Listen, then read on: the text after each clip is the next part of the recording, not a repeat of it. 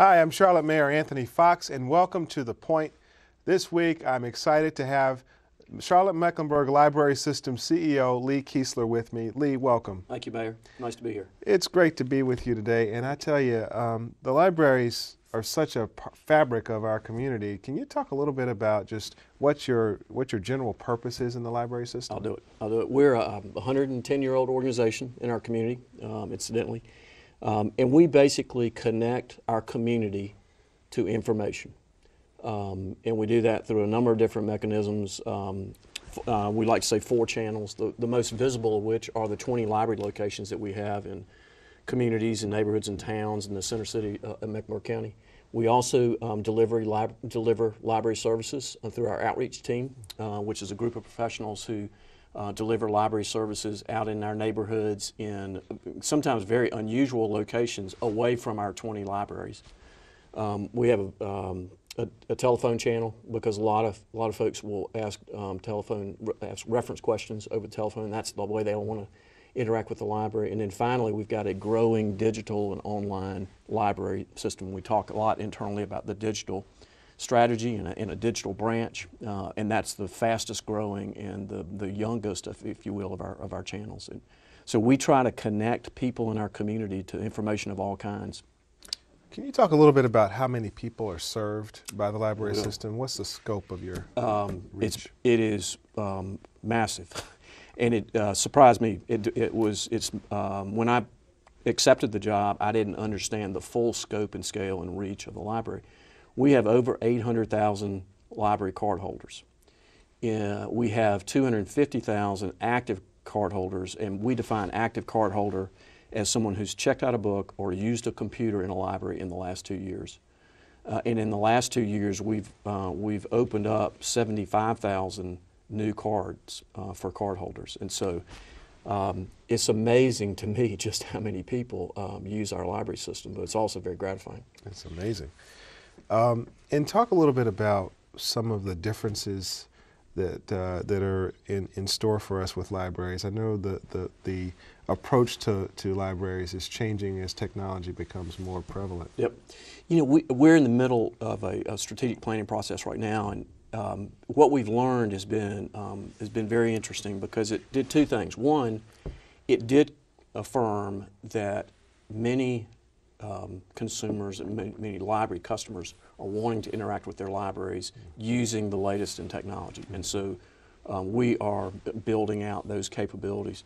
But the data also suggests that there are still lots and lots of people of all ages who want to interact with the library in traditional ways. They like holding a book, they like going to the library, they like talking to our staff, they like getting recommendations on books or recommendations for how to find what they're looking for. And so, so people want to interact in both traditional as well as more highly technological ways. On the technological side, we're building out our digital strategy, which includes providing more e-content, what we call e-content, e-books typically. In fact, I was downloading an e-book earlier this morning onto my iPad that I'm going to read, and so that's available to folks who want to consume information from the library that way. But we also want to deliver programming electronically. So some of the programming that is available today, we want library users of all ages to be able to consume that online if they'd like to do it that way rather than in person in one of the libraries. And so we're building that out, and I think over time more and more people will utilize the new technologies. Today, I was looking at a chart yesterday. There's a library term called circulation, which is essentially the number of transactions in a library, books being checked out, maybe the simplest way to think of that. And our branches average, I think the number's around 250,000 a month in circulation. So that line is here. The line of people who are downloading ebooks looks like this. It's growing at a very rapid rate. It's the fastest growing part of our business, and that's not a big surprise. At some point in time, we think it will do what we've seen it do in other communities, and those lines will cross. In Boston, for example, you may remember we did a benchmarking trip up to the Boston Library, and actually their e-book downloads now exceeds the average circulation, the average traditional circulation they have in their branches. I think that frankly says more about what's going on in their branches than we still have a lot of traffic here, traditional traffic, but at some point those lines will cross. And what do we know about the users of our library system? I mean, who are they? Tell me about the demographics. It's everybody. It's everybody. And you know, I'm at the main library, and the main library has a pretty strong homeless contingent that uses the library. And I have to make sure I get out of the main library because every one of our libraries is different. You go to Matthews, it's you know, lots of families, retirees, you know, moms and young children. You'd find that in some of the other suburban locations. In all of our libraries, you'll see people in some stage of the job search process, from young to old, and everywhere in between. And then at 10:15 every morning in our libraries, you go in, you'll see parents and/or caregivers with their small children in the story times, and we have, you know, 50,000 of those people every year using the story time experience to develop literacy. So it's everybody, and we're seeing, you know, we've been real focused in the 0 to 5 early childhood literacy, and then in the supporting academic success in primarily the K through 12 sort of. What we're hearing lots and lots of demand for, and so we're actually building this programmatically as well, is a lot of demand from adults for programming. And so we probably haven't been as focused on the adult population, but we like to think of ourselves as a hub, maybe the hub in the community for lifelong learning from 0 to 5 to adults. And the library has something for everybody.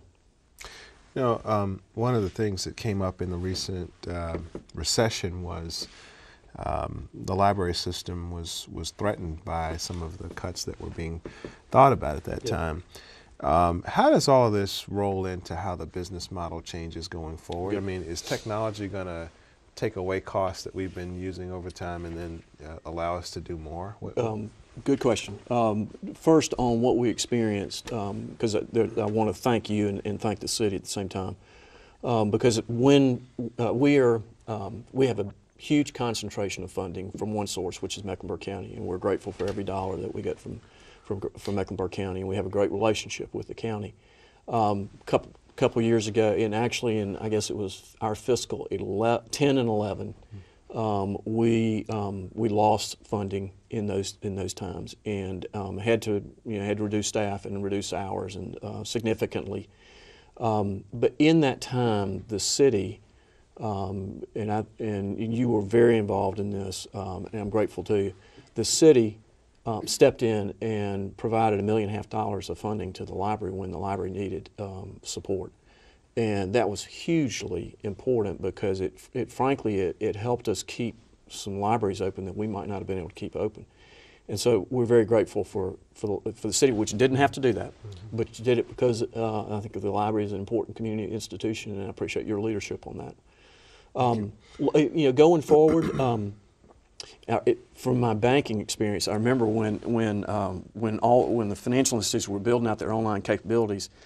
One way of justifying it economically was they said we're going to build these out, and we'll be able to take cost out of our traditional delivery system, and that may be happening, but it didn't happen as fast as the financial institutions thought it was going to happen, and so I don't want us to get in that same trap, because again the market data that we have from the strategic plan is very clear about how people like to go to their library, sort of the library as place sort of concept. And so so even as we build out our digital strategy, we have to be careful not to move too fast away from traditional ways. Now, what we are doing is in our traditional channel, we are using technologies to make us to allow us to operate more efficiently. And one just simple thing is we've put self-checkout technology in all the libraries, and today 3/4 of all the items that are checked out of the library are self-checkout. Wow. And so that allows us to staff, for that, and it allows our staff to be more available to customers to help customers. That's amazing. Tell me what kinds of things 5 years from now you'd like to see the library doing that we're not doing right now. Well, we want 4 things to happen, and those 4 things are informed by the plan, where we're headed with the plan. One of those is we want to offer more access to customers than today, and that has a significant digital component to it. It also, going back to pre-recession and pre-funding reduction, we're at about 60% today of the days and hours that we were open at peak. So we'd like to get the libraries open. Our customers would like for the libraries to be open more days and hours. So more access. The collection is a part of that access as well, and we're not investing annually what we need to in our collection, whether it's traditional or electronic. And so we want to improve that. So more access is one thing. More impact. We want to deliver more of the things that customers want, and that changes, as you know, as fast as the marketplace changes.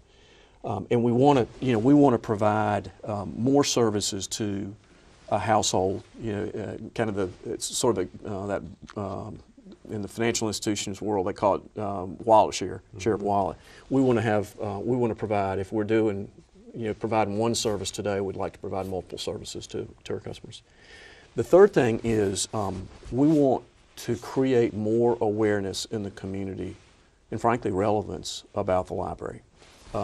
Libraries nationally and our library here in Charlotte have not done the job we need to do to make sure people are aware of the services that are available and make sure they're aware of the value and the impact of the library. And so, we're hoping that 5 years from now the community will be much more aware of what the library does, how we do it, what's available for them, and the impact of that. And then the last thing is, in the 5 years from now, we want to have an organization that is more sustainable long term than it is today. Lee Keesler, great leader of the library system. Thank you for being with me today. Thank you. And thank you for joining The Point.